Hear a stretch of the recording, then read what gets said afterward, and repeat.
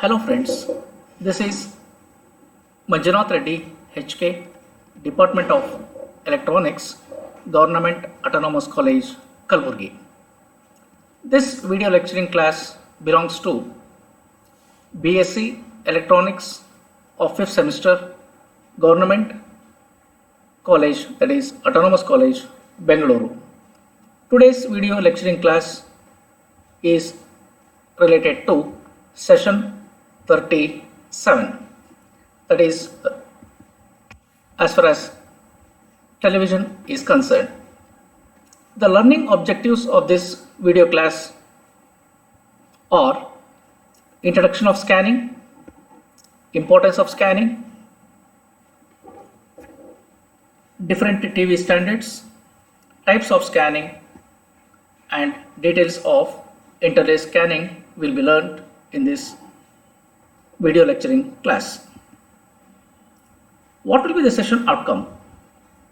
The reader or the student will be able to get an idea of what is scanning, importance of scanning, different scanning standards adopted across the globe as far as TV system is concerned, different types of scanning process, and the details of interlace scanning will also be dealt.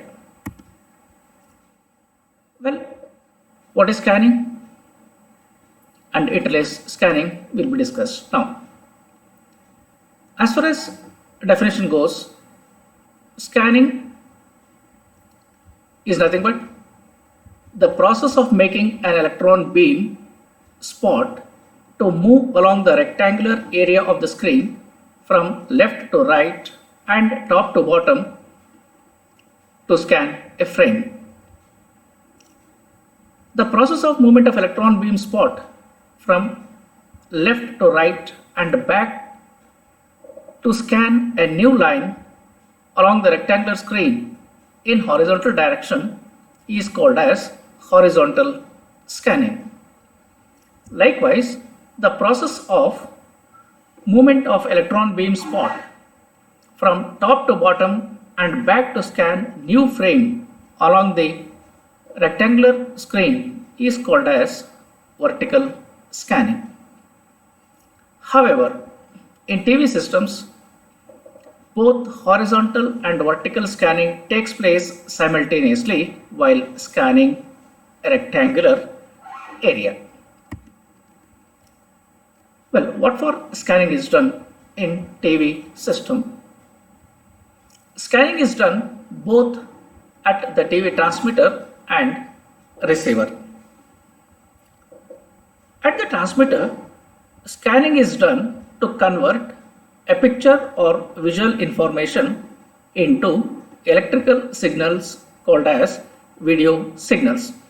If at all any scene has to be televised or it should be transmitted for a longer distance, that scene has to be converted into the electrical form, and this is being done by a camera tube in the transmitter. So camera tube converts the picture or visual information into the electrical signals called as video signals. Likewise, the transmitted video signals from the transmitter reaches the receiver. Even in the receiver, the scanning has to be done. By the process of scanning, the video signals can be reconverted back into picture or visual information. So at the receiver, scanning is done to convert video signals back into picture or visual information. The device which converts the video signals into picture information is called as picture tube. Well friends, different TV standards are being adopted across the globe. The reason is to achieve various transmission TV standards. In TV system, scanning at the receiver has to be synchronized with that of the transmitter, and also the receiver must be capable of performing its functions equally well for all broadcast stations. To achieve this, some standards are being maintained. So different TV standards across the globe are listed here. International Radio Consultative Committee, in short CCIR. Similarly, Federal Communications Commission, that is FCC. CCIR standards are followed by most of the Asian countries in Asian continent and European continents. FCC, that is Federal Communications Commission standards, are being followed in most of the countries in North and South American continents and even in Australia and rest of the country. CCIR and FCC are particularly the black and white TV standards are being maintained in this. NTSC, that is National Television System Committee, PAL, that is Phase Alternation with Line, and SECAM, Sequential Technique with Memory. These three are related to the transmission of the color TV signals. So now we shall have a comparison of, or let us have a list of the standards related to black and white TV transmission, and as I told you earlier, CCIR standards and FCC standards are being compared in my next slide. Well, what all are we going to discuss about the standards?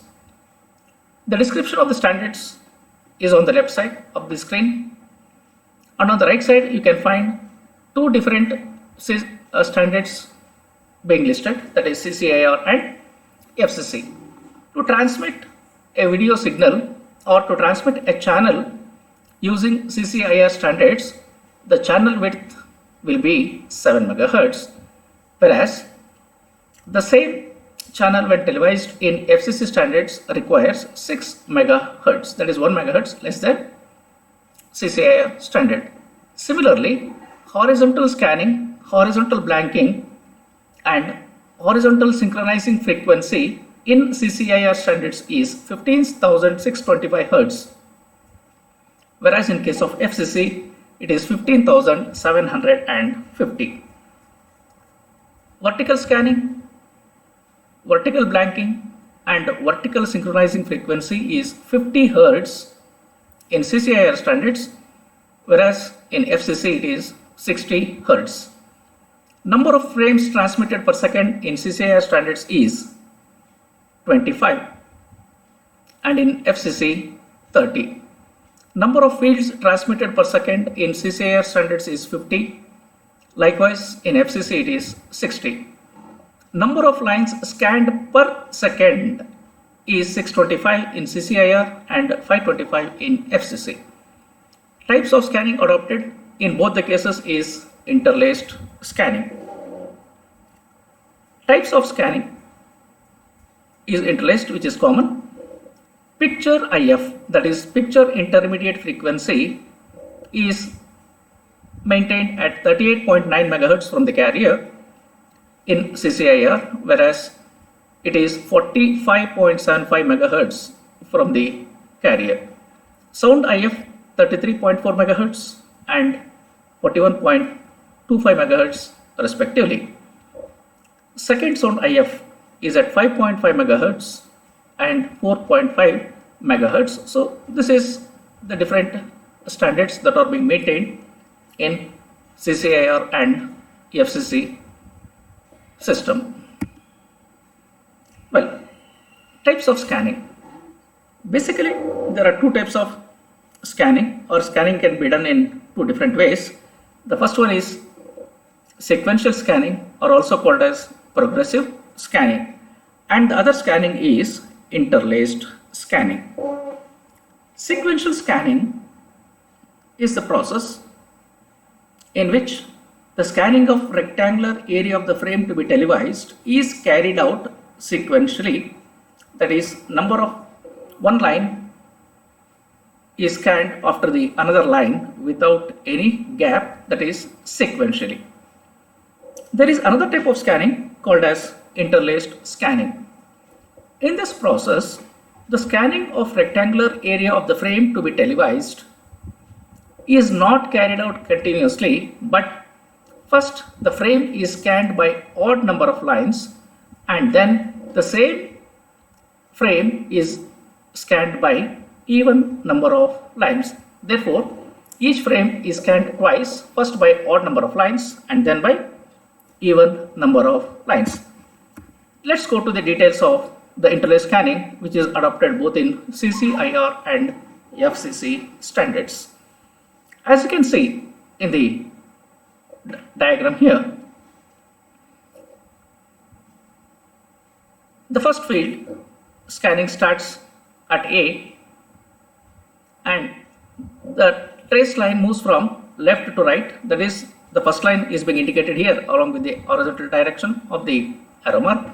Then it moves back and scans the third line, then moves back to the left, scans the fifth line, moves back to the left and then scans seventh line, and likewise all the odd number of lines to be scanned are scanned first. So now at the end of odd scan, the electron beam will be moving from A to A at the top to B, I at the bottom. Now to scan the even number of lines, the electron beam has to be moved from bottom, that is I, to the top. So this process is called as vertical retrace of the odd field. And as you can see, the electron beam moves from I to J at the top. And this requires 312 and half lines. That is, as discussed earlier, in CCIR standards, totally 625 lines are being used. Out of that, 312 and half lines are used for odd field scanning. Likewise, at the top, the beam is at the location J, where earlier half line was scanned. Now it starts at J. It scans all the even number of lines, that is 2, 4, 6, and comes back to the bottom after scanning the complete frame, that is to the point B. Now the beam has to be taken to the top to scan a new frame. This is called as even field vertical retrace. That is, beam moves from point B to A to scan the second frame. And this is again taking 312 of lines, that is for even field scanning. Well, let us have a brief discussion of the same. Each frame is scanned once by odd number of lines, that is 1, 3, 5, etc. Totally 312 and half lines, and then by even number of lines 2, 4, 6, 8. Another 312 and half lines are being scanned, and totally each frame is scanned by 625 lines. Odd trace and retrace. Odd field trace is scanned by 312 and half lines. It starts at A in the top and ends at I in the bottom. Odd field vertical retrace starts at I in the bottom and reaches J at the top. Even trace and retrace. Even field trace, that is along the horizontal direction, is scanned by 312 and half lines. It starts at J in the top and ends at B in the bottom. Even field vertical retrace starts at B in the bottom and reaches A at the top. And we have seen the same in the above figure. Well friends, now let's come to the multiple choice questions relating to today's video lecturing. In CCIR TV standards, the channel width is, as we have seen earlier, in CCIR standards, the channel width is 7 MHz. That is, option D is right, and you can see in the bottom in a blue strip, that is for question number 1, the answer is D. Number of frames per second in CCIR TV standards is, so how many frames are transmitted per second as far as CCIR standards are concerned is 25 frames, that is option A is right. At the bottom I can see for the second question the answer is A. Horizontal scanning, blanking and synchronizing frequency in CCIR standards is. Options are 15,000, 15,625, 15,750 and 16,000. The right answer is 15,625 as it was listed in the table shown earlier.